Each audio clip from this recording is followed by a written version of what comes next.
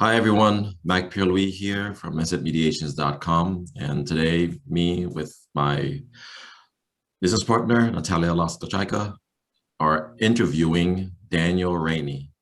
We've done this before, but we're going to be doing this again on today's new topic, the series we're doing called Mediation in the Time of Pandemic. Hi, Natalia. Hello, Natalia Olowska, instantmediations.com, and it's our greatest pleasure to have Dan Rainey together with us.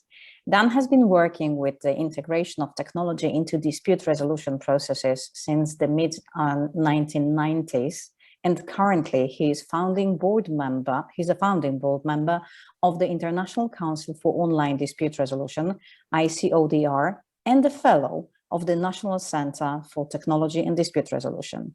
And as we know him, he is a fantastic trainer of mediation and communication and negotiations. Thank you very much. That's a very generous introduction. Thank you. All right, so I'll start off with the first question. Dan, how did you find yourself in these times of mediation during the pandemic, both personally and professionally? It's a little interesting for me because I think I'm an anomaly in some ways. First of all, as an individual, I'm pretty much an introvert. And so I'm used to working sort of on my own anyway. Obviously in a pandemic that is magnified by a great deal. What I do find is that because of the way that I've worked and the things that I've been doing, I have close associates literally all over the world. I'm a business partner in Kuala Lumpur, a co-editor in Cairo, been doing training in Latin America and Africa and Australia. And I literally have friends all over the world whom I see very rarely personally, but whom I see online a lot. So for me, I've been able to maintain those relationships during the pandemic in a way that is not dissimilar to the way I was able to maintain them before. The main thing that I have seen is that I think there's a human need to have contact, and there's a human need to be with other people. And even for an introvert like me, that's been the most difficult part. But what I've tried to do is sort of compensate a little bit for the lack of personal interaction by being even more online. I mean, as you know, we've done some training together, and one of the things I like to talk about is, how do you compensate for the things that you lose when you choose an online channel for communication? It's not that you can't communicate. It's not that you can't be a human being and interact with other human beings. You just have to compensate a little bit for the way that you communicate. And so I've tried to learn to do that even more than I normally did. So I have to say there are many people in the world that I know have been very, very negatively affected by the pandemic and who have had a lot of trouble with their personal interactions. And I fortunately have not been in that situation. I feel that I've coped fairly well. And I think, quite frankly, one of the reasons I have is because I have spent so much of my life trying to figure out how to make the technology work in human-to-human communication. Oh, this is fascinating, really, because there was this feeling that, as you said, and I think that's at the very beginning of it, and we've been more than a year in this situation now, where quite a lot of mediators ask themselves very difficult questions: what to do further, how to live. And what do you think? How did this situation of the pandemic affect mediation? Did mediation as itself change? Well, I think it has affected mediation. For one thing, for a very long time, it was very difficult to have mediators think of the notion of not being in the room together to do mediation. There was a bias, and still is probably, a bias that says that I want to be in the room with you, I want to look you in the eye, I want to interact with you personally. And we sort of built up the way we teach mediation, the way we do mediation assumes that kind of environment. And what we've had over the last year is, whether we like it or not, if we're going to be doing work, we've been doing some work online. And I think one of the things that people have found is that not only is it possible to do mediation online and do it well, that sometimes it's actually preferable. I mean, I know, I'll just give you a concrete example. I have a colleague that I talked to just the other day, and his organization hasn't paid for travel for their staff for the last year. And he said, you know, relatively speaking, our organization is rich because we haven't had to spend all the money traveling. And what we find is that we've been effective. We've been able to do our job well. And so I think that's something that people understand now, that it's possible to do this in a way that is personal and that is effective. And I'm old-fashioned. I like being in the room together with people to mediate. I like being face-to-face. And I don't think there'll ever be a time when I would say that every mediation should be done online. But I think one of the things that we've been taught over the last year is that this thing that many people thought was not possible is in fact very possible. And a friend of mine basically the other day said, you know, we've spent the last year learning how to do mediation online. I think we should spend the next year learning how to do mediation online well, because we learned how to do it. Now let's learn how to do it really well. Let's learn how to do it better. So I think it has changed a bit. And I'm curious, as I'm sure many people are, about what will happen when we can all travel again and when we can be face-to-face. How much of our acceptance of online work will remain when we don't have to do it. And I think from the conversations I've had with my colleagues that we're still going to be doing some work online. We're still going to be doing a lot of work online because people understand that it's now possible. Okay. In these difficult times, how do you deal with strong negative emotions in clients? And because COVID-19, the pandemic's brought out a lot of really weird emotions out of people, a lot of negative feelings people didn't think they had, because we never had to deal with this before as a society. But now that it's here, how has it spilled over into mediation, and how do you deal with it? Yeah, I think for me, it is one of the major differences between working in a face-to-face environment regularly and working online regularly is the amount of preparation and the type of preparation one has to do with the parties. I am, in my face-to-face practice, I am one of those mediators who would say, if it's possible, I would like to talk to you separately before we get together with the other party. And so I'd like to have a conversation with both parties privately. And it's not because I want to work on their issue, it's because I want to get to know them. And I want to say, you know, here's what I'm going to do as a mediator. Here's how I'm going to run the session. Are you comfortable with that? Or are you not comfortable with that? And is there a way I can make you more comfortable? And I want to have that conversation with both parties so that when I bring them together, we've discussed the thing that they expect, and we've discussed what will make them feel comfortable in that environment. I think that's even more important in an online environment. And I think one of the things that I have found is that if I can prepare the parties to enter this space that I've created, because what I've basically done in an online mediation is I've created a virtual room, a virtual conference room. I'm inviting you into that room. And everybody knows how to enter a conference room, but they may not know how to enter a virtual conference room. And if I invite you into my virtual conference room, unlike a real conference room, I don't have to teach you how to talk in a real conference room, but I probably have to teach you how to talk a little bit in the virtual conference room. And so what I find is that if I can talk to the parties, prepare them really well for what they're going to expect, how we're going to operate, and what they're going to have to do when they come into that virtual space, I find that takes care of a lot of the negative feelings. And this goes back also, for me, I've been doing this for a long time, and one of the fears that we used to have was that, well, if you invite people in online, we're going to have all of this flaming and all of this negative behavior that we see in social media. And what I find, if you prepare people well, is they recognize that they're being invited into a special situation. And that special situation is almost like walking into a formal conference room. You're a lot less likely to act out in front of a mediator and in a formal setting than you are if you're on the street or with your friends in a bar. Well, if I can create that same notion in a virtual conference space, that this is special, you're coming here to work on your problem. You're coming here to deal with the other party, and I'm going to be there. I'm going to be observing what you do, and I'm going to be helping you as much as I can. Just acknowledging that tamps down some of the anxiety and tamps down some of the bad behavior. You're always going to have people who act out, but I think the preparation for me is key. If I can get them ready to be there and in the frame of mind to be there, then I think we can have a serious conversation and a productive conversation.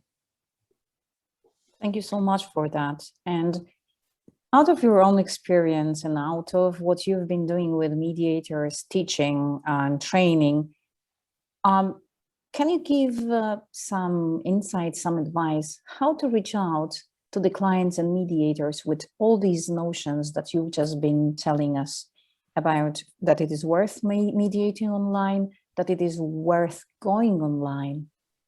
Yeah, I think you have to be honest with your colleagues, and you have to be honest with the clients. And people generally before the pandemic, before they were forced to do this, had the notion that it's not as good as being face-to-face. And I think you have to be honest and say it's not the same. I would not say that it's not as good, but I would say very clearly it's not the same. You're not going to be doing the same thing that you would do if we were sitting across the table in a conference room. I'm not going to be doing the same thing. We're going to have to learn some things together that are different. But if you learn those things, here's what you get. And so you can do two things at once, and that is to say, yes, I acknowledge that it's going to be a different environment. But if you go into that environment, here are the advantages that you get, because it's not just disadvantages. You do lose some nonverbal. You do lose some of the things that you get if you're face-to-face. But there are things that you can do when you operate online that you just can't do if you're operating face-to-face. And I like to talk to the parties about that. And for example, I have done in the past a lot of fairly complex contract negotiation, and multiple parties on the side, multiple people on each side. And if I'm operating online and we have a long process, I can work between sessions. I can offer people the opportunity to give me anonymous feedback so that they don't have to take the risk of saying it out loud in front of other people. I can give them time to brainstorm and think about things online that we don't have if we're face-to-face.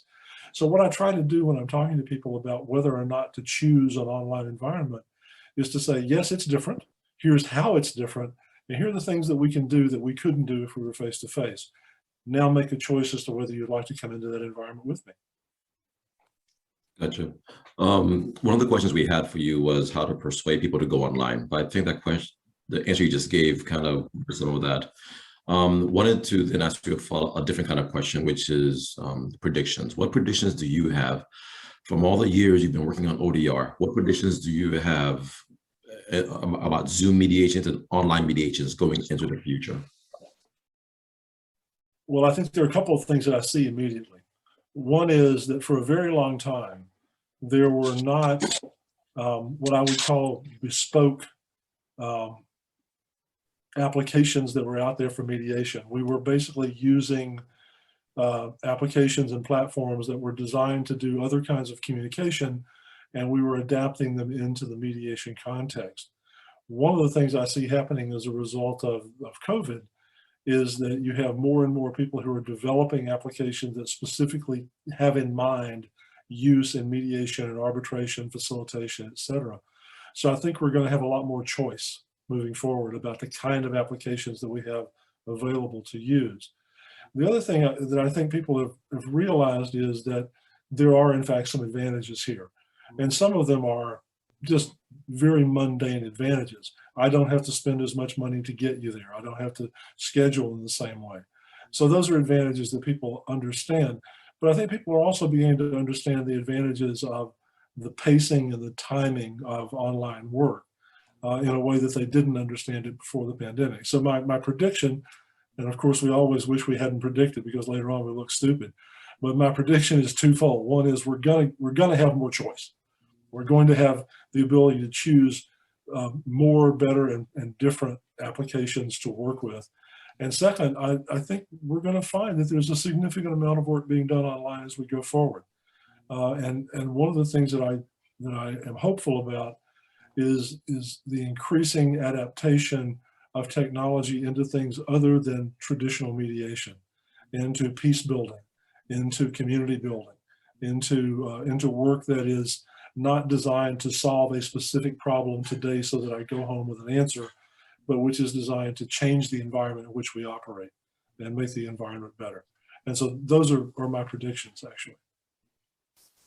Wow, this is really fascinating. And yeah, let us see what the future brings. But in the meantime, the future of mediation you see with technology. In the meantime, how not to get overwhelmed by the technology? What would be your advice? Yeah, that's a real issue, because even though we haven't had a lot of made for mediation technology, there are tons of applications out there we can use. I mean, if you just think about, I'm looking for a web video. We all know Zoom, but there are, what, a dozen, 2 dozen other web video platforms out there. If I want to do brainstorming online, there are probably 2 dozen mind maps that I can think of off the top of my head, plus all the other ways that I could do online brainstorming. And it's easy to get sort of caught up in the anxiety of the decision-making process of what do I use. And so there are some things that you have to think about. Obviously, the accessibility for people, the cost, the utility, and so forth. But I think one of the ways that you avoid getting overwhelmed as a third party is, first of all, you forget about the technology. And you ask yourself, what is it that I do? What are the functions that I engage in that I have to do online? And then once you understand your process, then you look for things that help you fulfill the functions of that process. And once you find them, stay with them, learn them, become comfortable with them.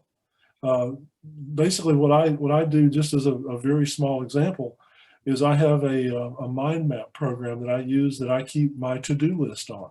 So I touch that program pretty much every day. So when I use that with my parties to do brainstorming, I don't have to think about that application at all. It's natural to me. I use it all the time. And so if I'm comfortable with it and I can present it to my parties in a way that makes them comfortable, then it's almost as though it's just another channel of communication. But I think that you reduce the anxiety for yourself first, and that helps reduce the anxiety for your parties. And you reduce the anxiety for yourself by making logical, rational choices about what you need, finding something that fills that need, and then learning that very well. And if you do that, then you're not going to be overwhelmed at all. When we did, back in the early 2000s, we did a National Science Foundation research project on the impact of technology on mediation. And the very first thing we did was to say, okay, what do we mean when we say mediation? What do we do actually as mediators?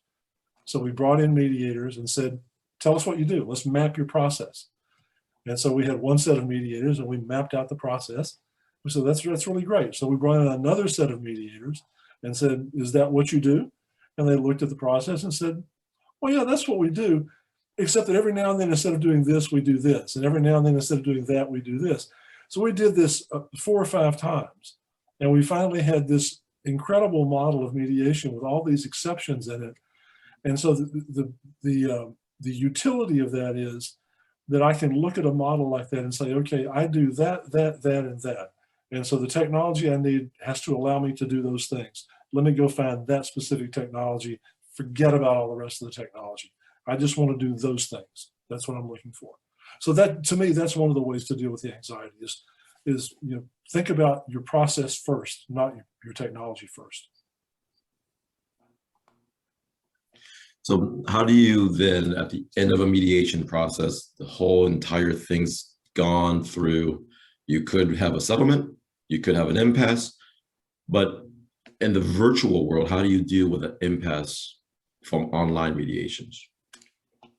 I don't find that process to be a lot different from the way I deal with it in a face-to-face environment, because basically there are only a few things you can do. If you have a true impasse, I sort of liken it to communication. Perfect communication does not mean that I agree with you. In fact, perfect communication might mean that I understand very well why I don't agree with you. So we might have a fundamental disagreement. Our impasse might be generated by the fact that we do, in fact, have a fundamental disagreement. And so maybe we need to go to court or to arbitration, or maybe we need to go find somebody else to do business with. So there's one type of impasse where you're not going to correct it. You're not going to get past it because it's a real impasse. It is a real difference. If it's not a real difference that you can't get past, then there are some fairly simple methods that most people try to use to break the impasse. One of those is to move the parties apart and talk to the parties about whether or not there's a different way to conceptualize where they need to go. Can we recast what the problem that we're talking about? I can do that online as easily as I can do that face-to-face. In fact, I might be able to do it more easily online because I can say to people, okay, we didn't get anywhere today. Let's take a deep breath. Let's get back together on Friday. And in the meantime, I'm going to talk to each of you online to see where we are with this. And so I can actually maybe be more effective working with parties individually online than I can face-to-face. The other way that I've learned to approach impasse is to say, okay, we've gone through this process. We've gone all the way through, we've gotten to the end and we can't agree. Let's go back to the beginning and see if we cast the question that we're trying to resolve properly. So can we recast the problem statement and work our way through again? And again, I can do that as easily online as I can do it face-to-face. And so I don't actually see that much of a difference in the process itself. The difference in working online is the channel of communication that we're using, not the process that we're pursuing. Now, having said that, technology can change process very greatly if we want it to.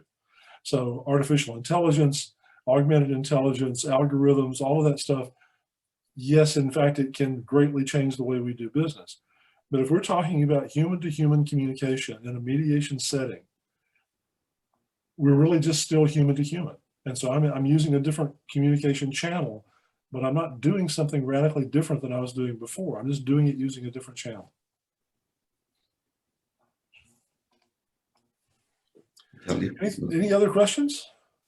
Thank you so much for that, Dan. Actually, since you know that the main topic is to give some of our mediators some courage in what they are doing and how they are approaching the time. And you know that the longer it lasts, the more different thoughts, experiences, sometimes really overwhelming it brings.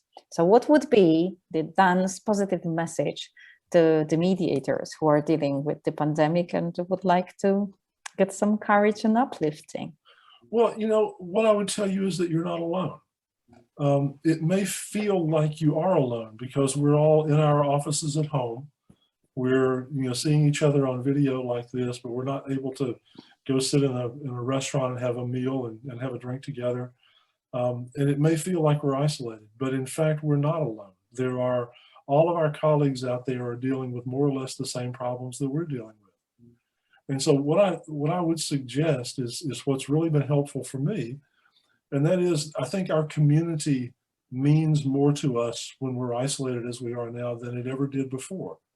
And so if you have an organization of other people, like whether it's the Bar Association or the Association for Conflict Resolution or the International Mediation Institute, whatever it happens to be, if there's a group of people who are doing the same kind of work that you're doing, who are facing the same problem that you're facing, they're isolated too, but they're going through the same thing you're going through. And if you can find a way to maintain contact with those people and be active in those organizations virtually, I think that's a huge healing factor.